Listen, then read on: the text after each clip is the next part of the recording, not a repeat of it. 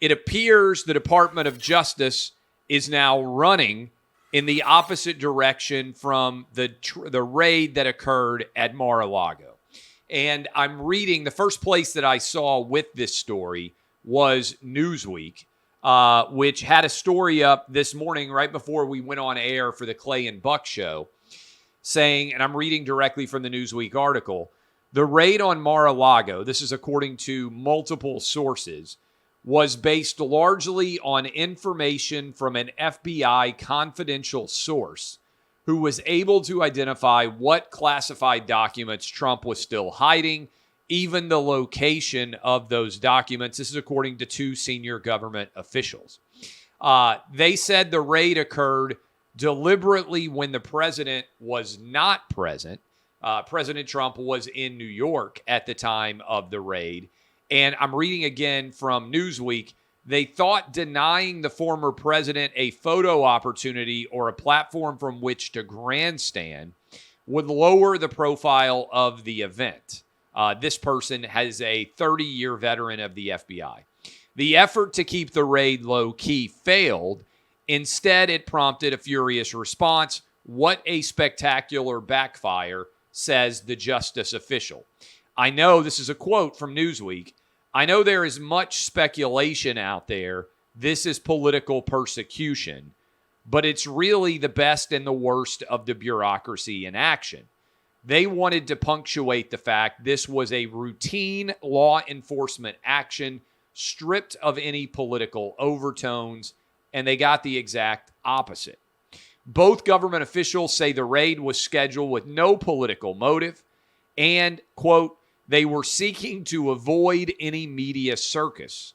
So even though everything made sense bureaucratically and the FBI feared documents might be destroyed, they also created the very firestorm they sought to avoid in ignoring the fallout. Okay, so a lot of details have come out about this investigation. 9 rough hours inside of Mar-A-Lago, 30 some odd FBI officials storming the gates effectively of Mar-A-Lago. And this feels, let's go back in the story here for a moment, because I think a lot of people have not discussed this. How did we become aware that this FBI raid occurred? Think about that for a moment. How did this news come out? From Donald Trump himself. It wasn't until Donald Trump posted a statement on Truth Social about this FBI raid that anyone was aware it had actually occurred. That's despite the fact that it started in the morning and went on all day. Why do I think that's significant? Think about what happens on most raids where they're going after Trump administration officials. Usually, they tip off the media. Remember when they went in to so many of these Trump alleged officials, Roger Stone, for instance? Remember when CNN happened to be there at 5:30 in the morning to get the footage back in 2019 of that raid? Usually, they have had cameras present. I think this is kind of interesting. No cameras present for an FBI raid of Mar-A-Lago. And CNN, Washington Post, MSNBC, the New York Times, this is the usual assets of the Democratic Party, did not break any of this story about Donald Trump. In fact, if Trump didn't post the message that he did in the afternoon, evening of Monday around 6:30 Eastern, would this story even have gone public?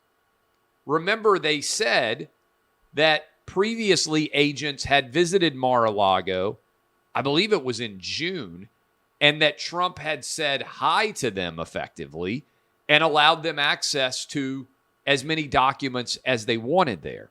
Now, we played, you may have heard us on the Clay and Buck show, Kash Patel told us that Trump had declassified massive amounts of documents.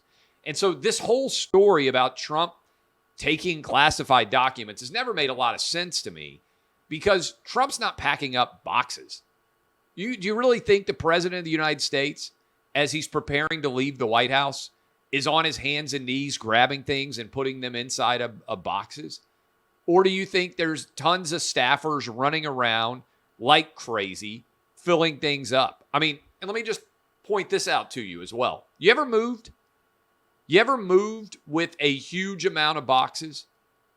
How long does it take you to figure out which box has which objects when you move? If you're filling up those boxes and you are putting them in the moving van and you've ever gone into a new home, you oftentimes spend weeks or months unpacking and still trying to track down where everything is. So my point here is, I just want you to think about it. Trump broke the news about this raid. There is no evidence that the FBI wanted this story to get out to the Washington Post, to the New York Times, to CNN, to MSNBC, because they didn't break it. And they had all day to break that story. If the FBI really thought they had Donald Trump dead to rights on something, don't you think they would pull a Roger Stone here and notify all of the media so that they could line up and break the story?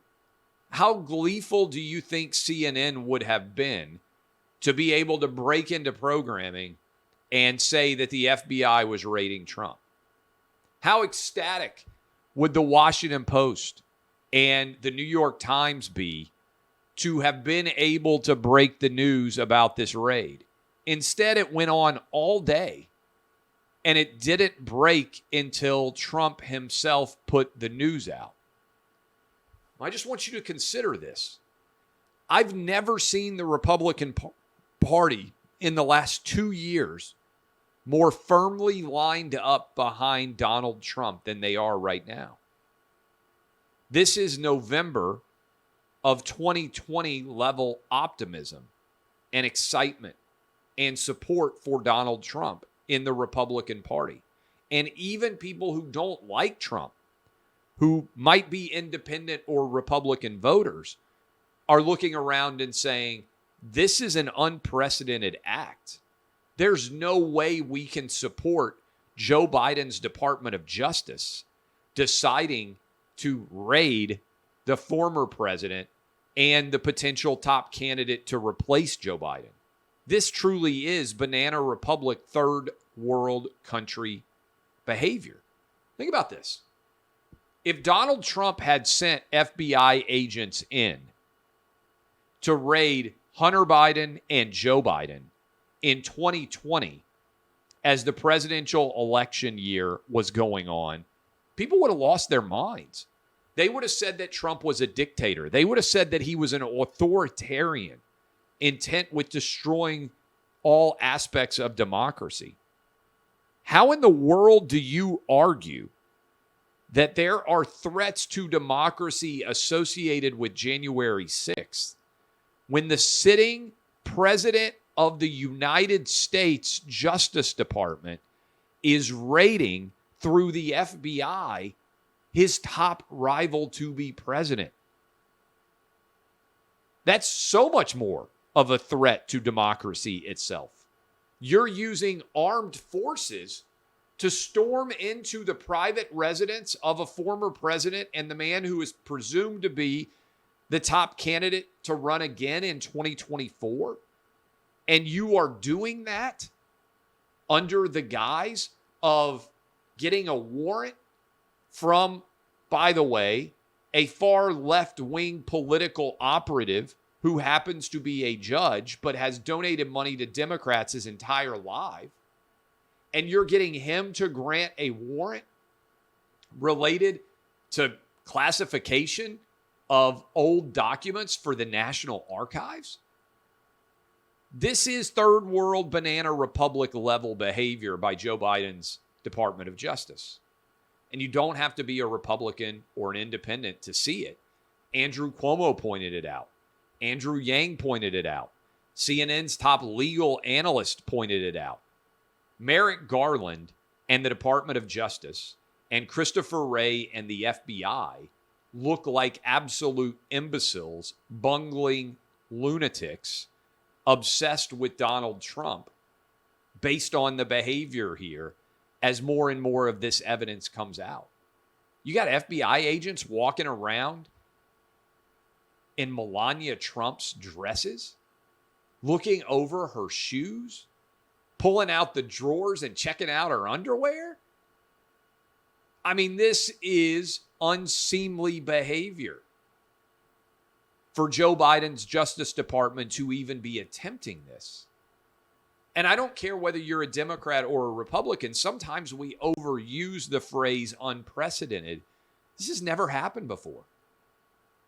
Hunter Biden has committed multiple felonies based on the laptop that is in possession right now of the Department of Justice.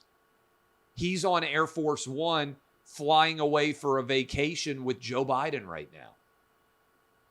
If you ever doubted whether our FBI is honest or not, the president's son has committed multiple felonies, likely including the president himself.